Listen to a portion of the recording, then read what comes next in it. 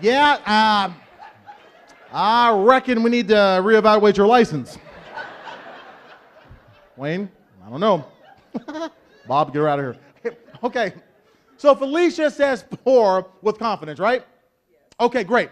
So, all right, anybody want to challenge her quickly? Okay, where at? Who said it? What's your name, sir? What's your name? Bill, everybody say, hey, Bill. Hey, Bill. You're right. You're right. And you're right too, Felicia. But even though you're all right, there's one correct right answer. And who wants to know it? Everybody. Okay, so can I get a drum roll, please? Wait. Oh, are you kidding me? I'm sweating up here. I'm giving my heart. Can I get a drum roll? The correct answer is 7. Felicia, thank you very much. Give her a round of applause, please. All right. Man, here we go. Now, I know some of you guys are like, really, Mark? Okay, so let me come down again, and let me kind of point them out. All right, here we go. Okay, there's 1, there's 2, here's 3, here's 4, here's 5, here's 6, and there's 7. See it? All right. Okay, now, some of you guys are like, who is this guy? Is he from CSI? No, I'm not. But the thing about it is the question is, what do we focus on, and how we focus determines our reality. So many of us sometimes are focused on the negative. So many of us are focused on what our kids can't do or what we can do. But the thing about it is why is it that so many of us did not see the F's? Does it make us less intelligent? No. Does it make us smarter? No. But the reason so many of us did not see the F's is because of, well, let me ask you, Bob, why do you think you didn't see the F's? I wasn't looking hard enough. Wasn't looking hard enough? Okay. So in Bob's new book, Look Harder, he talks about you got to look harder in life, man. Okay? Okay. Who else didn't see 7? What's your name, sir? No, what's your name, sir? Chris, why not? You okay, you saw 7. Okay.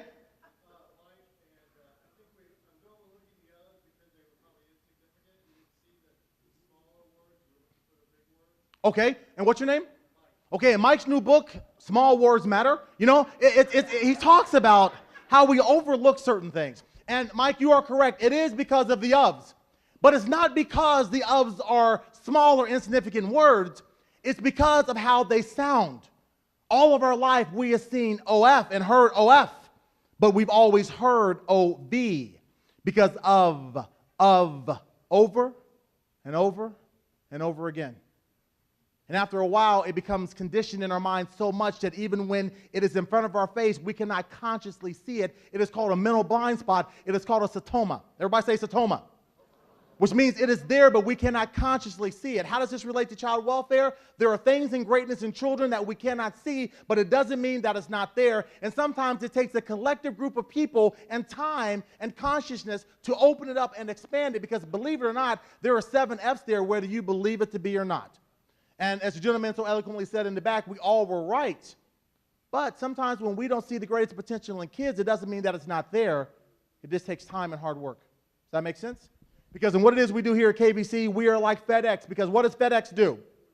FedEx what? It delivers. It delivers on everything. So the thing about it is when we look at delivering, even in our delivery, sometimes we come up short sometimes. But how many people can show me the measuring spoon in FedEx? Where is the measuring spoon? Lady in the back right there? Where is it? The bottom on the E. So, if you look right there, there's the measuring spoon right there, folks. There's the measuring spoon right here.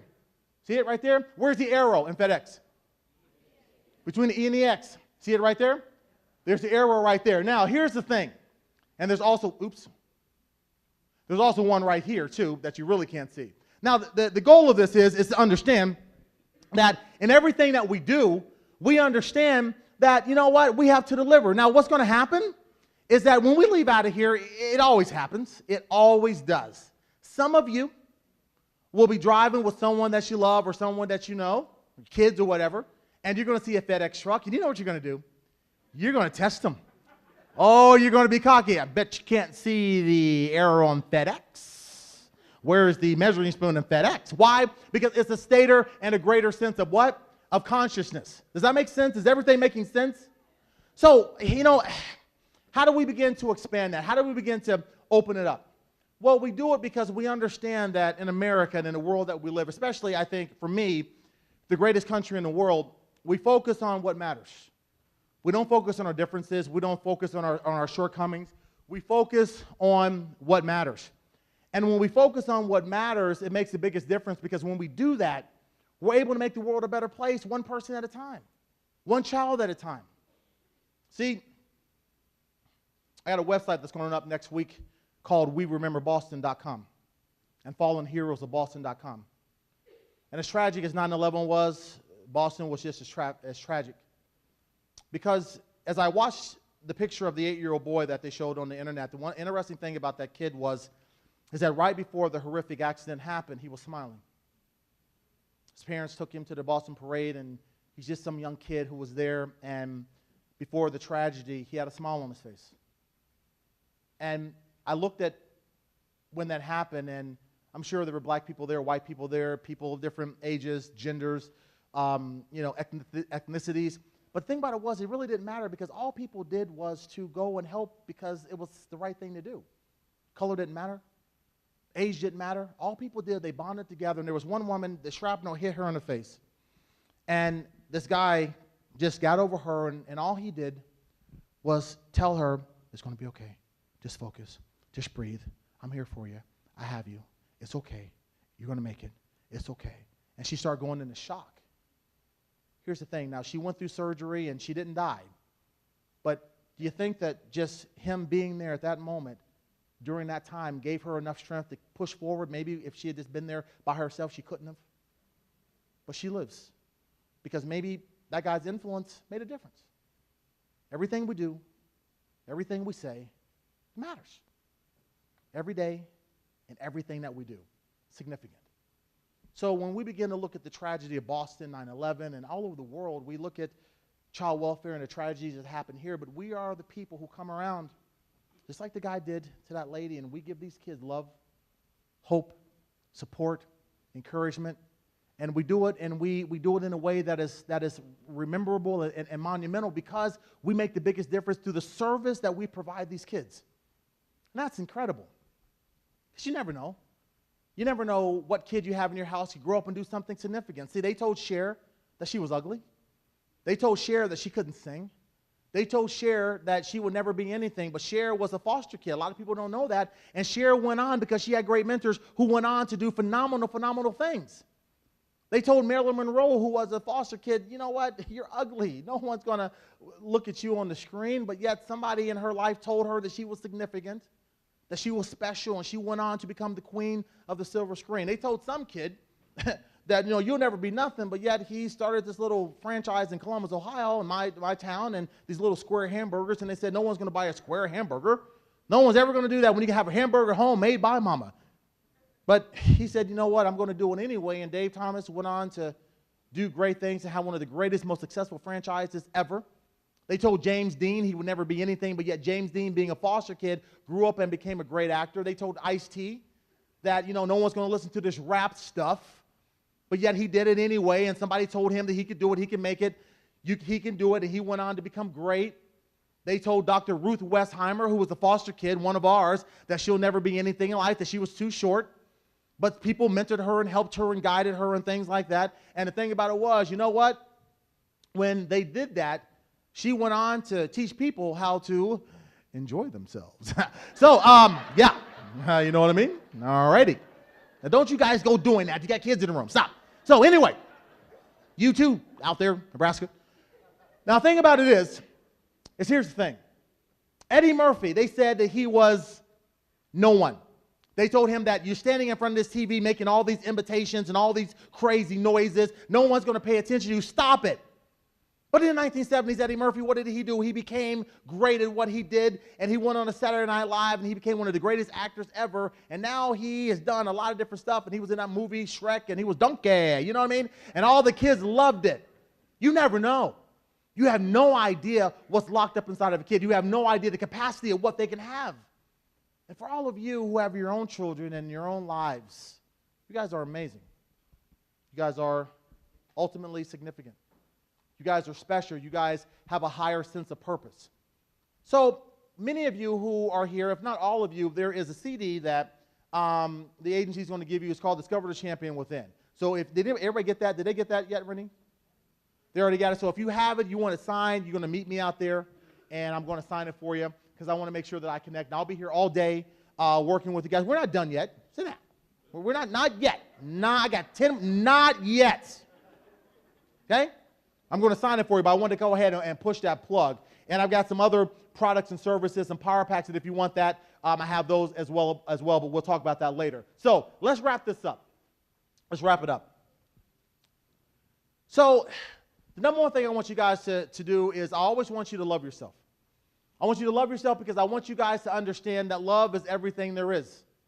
That you love yourself no matter who you are, what your color is. And we get so caught up in, oh, do I look good? Am I sexy? Am I big or am I thin? And we get caught up in all these isms. You got to love yourself who you are. I love myself, all of me. Thing about it is, I'm a big guy, you know. Wasn't a big guy at once. When I was a kid, I was about 18, 19, I was about 180 pounds. I will never see 180 pounds again in my life. I love food. I love to eat, and it shows. So what? You got to love yourself. I went to a reunion, high school, you know, and one of my friends, he's this runner, and he's thin. He has an 8-pack. You know, I have an out-pack. You know what I mean? So think about this. He has an 8-pack. I have an out-pack. And he comes up to me, and in high school, I was a sexy guy. I was sexy in high school, you know, and at least I thought I was. Really wasn't. So he comes up to me, and he says, well, look at the speaker, Mark Anthony Garrett. See you on the internet and all this stuff. Well, looks like you, man, in high school, you were voted best body. Now you're bigger than best body. You know, and so this is the type of stuff he's saying to me. And it kind of hurt my feelings, but then all of a sudden, I said to myself, you know what? I'm doing something great for the world. I'm doing something great for kids. So whatever it is people say about you, it doesn't matter. Because the one thing about bigger people are much harder to kidnap. So, you know, oh yeah, we're not getting in the back of the van. It's not going to happen. Try to take me if you want to. I may eat you. But anyway. So, whatever. Anyway, I am crazy, so I am sorry. But what you see is what you get. So, here it is. A few years ago, I'm looking at my life, and I'm traveling around, and I'm seeing all you guys and interacting with foster parents. And when I come to things like this, it's such an inspiration because you guys are so incredible and so special and so significant. And I want you to know that I believe, and I don't want to sound too religious or whatever, but I believe that there's a higher power. I believe that we're not here by accident. I believe that we're all here for a greater sense of purpose. I believe that we're here for two reasons, Wayne. I believe that we're here to find out what we're here to do, and then we're here to be of ultimate service to the world. Because, see, life is the rent you pay for the space you take up on earth. And while we're here, we got to matter. While we're here, we got to make a difference. And so many people get caught up in the money and the jewels and all the nice things. And, you know, all that stuff is good, but at the end of the day, kids, they don't care about that. They don't care if they got Abercrombie and Finch or well, maybe they do. Maybe they do. But it's the love that they'll remember. Because when they get older and they come back, they're not going to talk about, oh, I remember Mom bought me Aeropostale or bought me Abercrombie and Finch. They're going to talk about, you know, when Mom and Dad would stay on us and they'd make us do stuff, and now look at us, we're doing great. Or remember the family vacation we took, or remember when we would sit around at the dinner table and we would talk about life and how Mom and Dad would help me read and come up to the school, and they'll remember all the intangible things. So remember never to get caught up in the material stuff of life and to make it matter, make it count. While you're here, you've been given a gift. And the gift is to make a difference in the life of a kid. The gift is to make a difference in the life of these precious commodities, and it's our children. Now, I got 4 kids. I got a 25-year-old, I got a 20-year-old, I got a 17-year-old, and a 9-year-old, all boys. And they don't like me right now. But that's okay because I'm on them, and I hold them accountable, but they know I love them. And so the kids, you're going to have the ebbs and flows, and so when the kids don't like you, love them anyway. When they don't want to listen to you, love them anyway. When they spaz out, love them anyway, give them a hug because they're always watching what we do. We're the role models. We're the leaders of our society. 6 years ago, I'm sitting around and my life challenging, figuring out if I'm going to do this speaking thing and figuring out if it's going to make a difference, because many people were like, Mark, get into corporate America. You can make a lot more money. I tried it. Did okay, but you know what? There was no passion there. I would go in, I speak to these CEOs, no pun intended. But there was no passion, and I would go and I'd walk away, and they'd pay you really well, but I didn't have a sense of purpose. Didn't have a sense of making a difference. So I just decided to get back into child welfare, the greatest thing I've ever done in working with teachers. I have a program called Teachers Are Heroes, where we're going to the schools and help teachers to be great. I'm sitting around one day, and all of a sudden, I get this epiphany to find Miss Ritchie, to find that person that made the difference in my life. And I started searching for her, and I couldn't find her. I didn't know where she was, and it took me like 3 months to find her, and I finally found her, and I called the number with great anticipation, and I had anxiety, and her husband picks up the phone and says, hello. I said, yes, sir. I said, my name is Mark Anthony Garrett. I'm looking for Betty Jean Ritchie. She taught at Kitty Hawk Elementary School in 1977. We had a kingdom. And so, it just came out. He said, kingdom? What are you talking about? Wild kingdom? Or, and so, but that's what I remember. And he says, okay. I says, well, I'm an old student, and I'm doing this now. I just wanted to make sure she was okay. I wanted to talk to her because I wasn't sure if she had passed away. And I said, well, is she there? And he started chuckling. He said, yeah, she's here. You want to talk to her? I said, yes, I do. I says, but could you just make sure that you don't tell her who I am? I want to surprise her. He says, all right. Puts the phone down. And he says, Jean. And she says, yes. He said, well, some guy's on the phone for you. And she was like, well, who is it? I think it's your boyfriend. So, and so I'm going all there and cracking up. He said, I don't know, some guy's still in the car. But just get her on the phone. He starts chuckling, right? He has a great sense of humor. So I can kind of hear her coming to the phone, and my heart is beating. I'm just like, oh, my God, what am I going to say? I'm so nervous. And the thing about it was, she picks up the phone, and Miss Ritchie, she says, hello. And I said, Miss Ritchie? She says, yes. I said, Miss Ritchie, 1977, Kitty Hawk Elementary School. I said, before I could finish, she says, Mark Anthony Garrett. She says, how are you, son? And I'm taken back, and you talk about a surreal spiritual moment. It was kind of freaky. And I stood there for a minute. She says, hello. I said, yes. I says, Miss Ritchie, it's me. It's Mark. I says, but, oh, my God, it's been so long. How did you know it was me? And she says, Mark, I have caller ID. So, after, I'm like, are you kidding me? So I feel this small, right? I'm like, okay, caller ID, yeah. How do you rebound from this one, right? So after I can recompose myself, Kentucky, I said, okay, well, Miss Ritchie, this is what I'm doing. I started spazzing out, the same way I did when I was 8. She says, well, why don't you come and see me? And so we planned the day, and I went and saw her, and I'm in my car. I'm trying to rehearse this speech. Miss Ritchie, you were my destiny. And, all of a sudden, this higher voice says, get out the car and just go knock on the door. And so what you saw, we staged that one. But before that, I go up to her house. I knock on the door. And she comes to the door, and she opens up the door. And the first thing she says, before she says anything, she says, see, I knew you were going to be significant. And at that moment, I was done. We walk in, and I give her this big hug, and her husband's standing in the background. I'm hugging her, and I just kind of hug her and pick her up. She's like, put me down. So I put her down. And I was excited, man. I was excited.